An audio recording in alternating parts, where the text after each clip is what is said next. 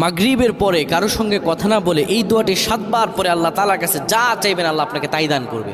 অভাবে আছেন, ঋণগ্রস্ত আছেন, মাথায় টেনশন, ঋণের বোঝা, বাড়িতে থাকতে পারতেছেন না, আল্লাহ সব আপনার পেরেশানি দূর করে দেবে ইনশাআল্লাহ। যদি আপনি আমলটি করতে পারেন, আমল মানুষের জীবন বদলিয়ে দেয়, আমল মানুষের জীবনকে পরিবর্তন করে দেয়। আল্লাহ তাআলা আপনার সব দোয়া কবুল করে নেবেন ইনশাআল্লাহ।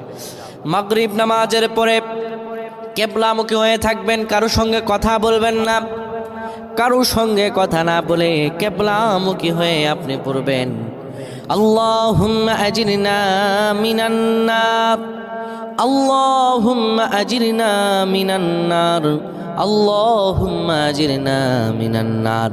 যদি এটি আপনি মাগরিব নামাজের পরে কারো সঙ্গে কথা না বলে পড়ে 7 বার পরে দুটি হাত তুলে আল্লাহর কাছে দোয়া করেন, আল্লাহ জাহান্নামের আগুন থেকেও বাঁচাবেন এবং আল্লাহ আপনার সব দোয়াগুলো কবুল আর মঞ্জুর করে নেবেন।